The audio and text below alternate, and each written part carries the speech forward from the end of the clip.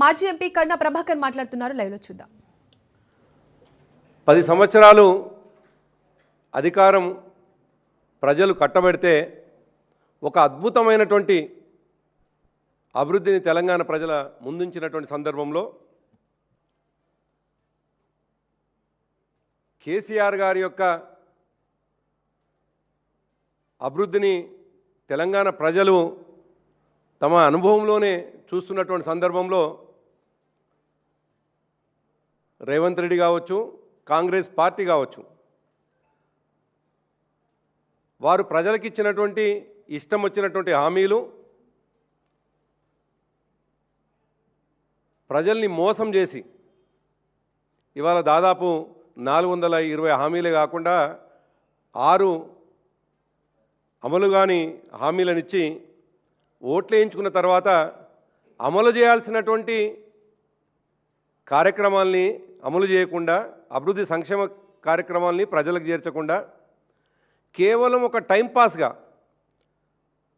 ఈ రాష్ట్రం అంటేనే కేసులు, ఈ రాష్ట్రం అంటేనే విధ్వంసాలు, ఈ రాష్ట్రం అంటేనే వ్యక్తిగత కక్షలు అనేటువంటి పద్ధతిలో ఇవాళ రేవంత్ రెడ్డి తన ప్రభుత్వాన్ని కొనసాగించడం అనేటువంటిది చాలా దురదృష్టకరమైనటువంటి విషయం. నిజానికి ఎటువంటి అనుభవం లేనటువంటి రేవంత్ రెడ్డి, ఎన్నడూ కనీసం మంత్రిగా కూడా చేయనటువంటి రేవంత్ రెడ్డి అనుభవం లేకపోవడం వలన, లేదు ఒక దుర్మార్గమైనటువంటి ఆలోచనతోటి ఇవాళ ఈ రాష్ట్రాన్ని పరిపాలించడం వలన ఈ రాష్ట్రం అధోగతి పడుతుంది అనేటువంటి విషయం అనేక సందర్భాల్లో చెప్పుకుంటూ వస్తూ ఉన్నాం.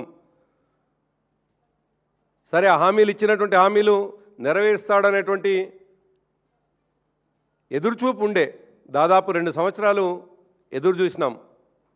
కానీ ఇచ్చినటువంటి హామీల్ని అమలు చేయకపోగా ఈ రాష్ట్రంలో గతంలో జరిగినటువంటి 9.5 సంవత్సరాలు జరిగినటువంటి అభివృద్ధిని ప్రజల ముందు ఉన్నటువంటి సందర్భంలో దాన్ని మరిపించడానికి, దాన్ని ప్రజల గమనంలో నుంచి తీసేయడానికి ఒక చిల్లర ప్రయత్నాలు చేస్తూ ఉన్నాడు. ఆ చిల్లర ప్రయత్నంలో భాగంగానే దాదాపు 2 సంవత్సరాలుగా ధారావాహికగా నడుస్తున్నటువంటి ఈ ఫోన్ ట్యాపింగ్ కేసు. నిజానికి ఈ దేశంలో ఇప్పుడు 28 రాష్ట్రాలు ఉంటే, లేదు మొత్తం దేశంగా కూడా ఏ రాష్ట్రంలోనైనా, లేదు దేశవ్యాప్తంగా తప్పకుండా ఆనాడు రాజుల కాలం నుంచి మొదలుకొని ఈనాటి వరకు కూడా గూఢాచార వ్యవస్థ ఉంటుంది. తప్పకుండా రాష్ట్రాల్లో ఏం జరుగుతుంది, దేశంలో ఏం జరుగుతుంది, తప్పకుండా ఆ ప్రభుత్వం ఒక గూఢాచార వ్యవస్థని పెట్టుకుంటుంది. తద్వారా విషయాలను సేకరిస్తుంది. మంచేందో చెడేందో తప్పకుండా ప్రజల్లో ఉన్నటువంటి విషయాన్ని అధికారుల ద్వారా తెలుసుకుంటుంటుంది ఎప్పటికప్పుడు. కానీ ఎక్కడ కూడా రాజకీయ నాయకత్వం, ఎక్కడ కూడా ప్రభుత్వంలో ఉన్నటువంటి పెద్దలు ఈ ట్యాపింగ్ అని కానీ అంతర్గత విషయాలు ఎన్నడూ కూడా రాజకీయ నాయకుల దృష్టిలో ఉండవు. ఆ విషయం అనుభవం లేనటువంటి, మూర్ఖంగా పరిపాలిస్తున్నటువంటి రేవంత్ రెడ్డికి తెలియకపోవచ్చు. కానీ సాక్షాత్తు ఈ దేశానికి ప్రధానమంత్రిగా ఉన్నటువంటి మన్మోహన్ సింగ్ గారు కూడా దేశ భద్రత కోసం ఫోన్ ట్యాపింగ్ చేయవచ్చు అని చెప్పేసి సాక్షాత్తు పార్లమెంట్లో మాట్లాడినటువంటి విషయం ఈ అజ్ఞానికి తెలియకపోవడం వల్ల ఈ రాష్ట్రంలో ఇవాళ ఒక గందరగోళమైనటువంటి పరిస్థితి, ప్రజల్ని సమస్యల నుంచి పక్కదారి పట్టించేటువంటి ఒక ప్రయత్నం చేస్తూ ఉన్నాడు, ఒక చిల్లర ప్రయత్నం చేస్తూ ఉన్నాడు. మేము చాలా సందర్భాలు అడుగుతూ ఉన్నాం. మా నాయకులు చాలా స్పష్టంగా విచారణకు పోయినటువంటి వాళ్ళు కావచ్చు,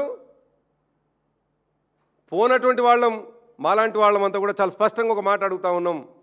2 సంవత్సరాలుగా మీరు చేస్తున్నటువంటి విచారణ అసలు ఏ దశలో ఉందో కూడా తెలియదు.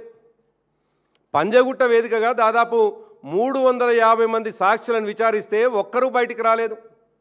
అదే పంజగుట్ట పోలీస్ స్టేషన్లో నమోదైనటువంటి కేసు సుప్రీంకోర్టులో క్వాష్ అయితే ఈ ప్రభుత్వం కాంగ్రెస్ పార్టీ ప్రభుత్వం తమ సొంత ఖర్చులతోటి సుప్రీంకోర్టులో కూడా డబ్బు వెచ్చించినా కానీ సుప్రీంకోర్టు క్వాష్ చేస్తే ఒక రాక్షసానందం, ఒక శునకానందం, దాని కొనసాగింపుగా మళ్ళీ హరీష్ రావు గారిని కూడా ఈ కేసులోకి మళ్ళీ తీసుకొచ్చి వారిని కూడా విచారించడం జరిగింది. ఒకవైపు మా పార్టీ ప్రెసిడెంట్ గారి మీద అనవసరమైనటువంటి ఒక్కరోజు కాదు, దాదాపు 2023 డిసెంబర్ నెల నుండి మొదలుకొని ఈ రోజు వరకు 24 నెలలుగా ఇష్టం వచ్చిన ఆరోపణలు చేసినా, ఇష్టం వచ్చిన లీకులు చేసినా, ఒక్కదానికి ఆధారం లేకపోయినా మేము నికార్స్గా నిలబడి నిబద్ధతతోటి ఒక ప్రధాన ప్రతిపక్షంగా ప్రజల ముందు నిలబడి ఉంటే తట్టుకోలేక ఒక చిల్లర ప్రయత్నం చేస్తూ ఉన్నారు.